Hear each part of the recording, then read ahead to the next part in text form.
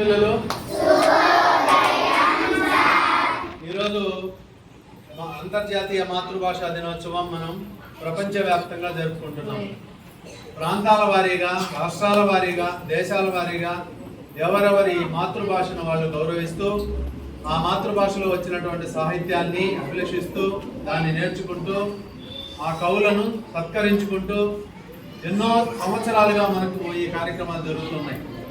ఇది మొట్టమొదటిసారిగా 1992 ఫిబ్రవరి 21వ తేదీన అంతర్జాతీయ మాతృభాషా దినోత్సవం జరపాలని చెప్పి ఐక్యరాజ్య సమితి పిలుపునిచ్చింది. ఆ దినం నుండి 1999 నుంచి అంటే దాదాపు 27 సంవత్సరాలుగా ఈ రోజున అంటే ఫిబ్రవరి 21వ తేదీన అంతర్జాతీయ మాతృభాషా దినోత్సవాన్ని వైభవోపేతంగా గౌరవభావంతో జరుపుకుంటున్నాం. దీనికి ఒక కథ ఉంది.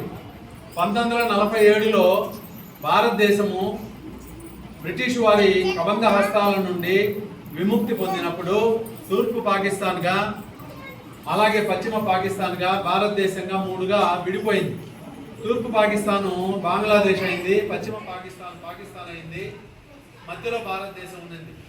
మరి బంగ్లాదేశ్, వెస్ట్ బెంగాల్ ఆ ప్రాంతంలో పశ్చిమ బెంగాల్లో బెంగాలీ భాషను మాట్లాడతారు వాళ్ళు ఎక్కువగా.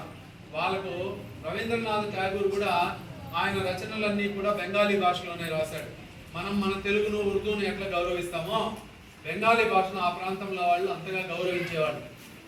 అయితే ఆ బెంగాలీ భాషను మాతృభాషగా లేదా దేశంలో రాజ్యాంగపరమైనటువంటి ఒక గొప్ప భాషగా వాళ్ళు గుర్తించకపోవడం వల్ల అక్కడ పెద్ద ఉద్యమం జరిగింది బంగ్లాదేశ్లో.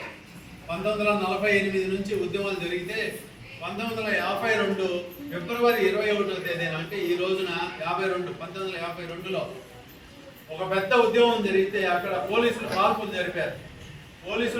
జరిపితే ఆ కాల్పుల్లో ముగ్గురు ఈ భాష కొరకు పోరాడినటువంటి బెంగాలీ యువకులు ముగ్గురు ప్రాణాలు పోగొట్టుకున్నారు.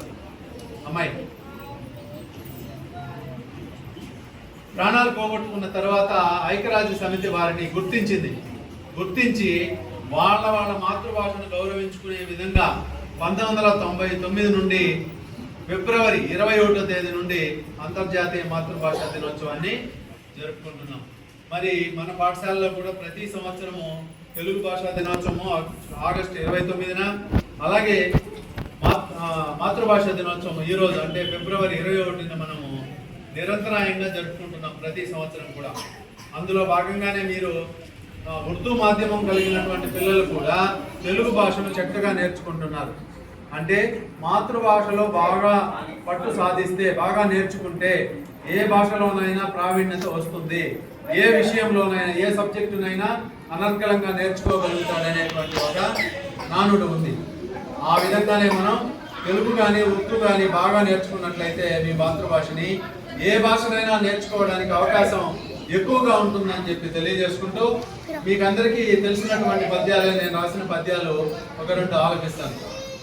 మాతృభాష కుసుమ మందార మకరంద మాధురి ఫలములు మాయమయ్యే పరభాషలందు నా ఫలితము నాశించి ప్రజలు మెచ్చిన మాతృభాష మరచి ఎంగిలాకుల మీద ఇంగ్లీషు భాషను నేర్పుగా కూర్పుగా నేర్చిరేని మన మాతృభాషను మంచిగా నేర్చుకో, తల్లి నేర్పిన భాష తప్పకుండా.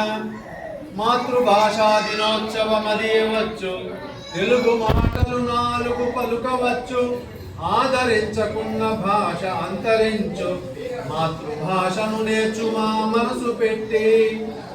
మాతృభాషను నీవు మరచిన ఫలమేమి, పరుల భాషను నీవు పలుకుటేలా, తల్లి భాషను నీవు తల వంచి కాపాడ.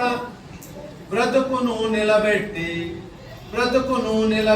ఫలితమిచ్చు, ఘనమైన చరితను ఖ్యాతిని చేకూర్చి, జాతిని కాపాడు జయమునిచ్చి, ఆత్మసంతృప్తిని ఆరోగ్యదాయిని. మాతృభాష మనకు మంచి చేయు, ఆంగ్ల మాధ్యమం పుటవసరామే ముందే, అర్థవంతమైన ఆంధ్ర భాష చెంతనుండ నీవు చీకాకు పడనేలా, చెంత నుండ నీవు చికాకు పడనేల పత్తిపాటి మాట పసిడి మూట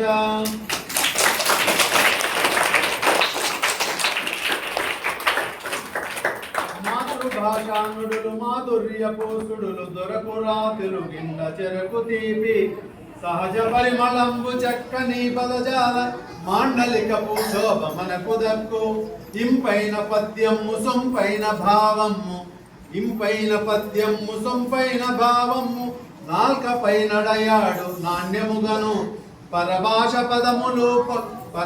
పదములు పల్కెడి తీరును పరికించి చూడు మా భారమౌను తెలుగు భాషలోన తీయని పదముల రసములూట త్రాగ రమ్యమౌను తల్లి భాష తెలుగు తప్పక నేర్చుమా తల్లి భాష తెలుగు తప్పక నేర్చుమా పత్తిపాటి మాట పసిడి మూట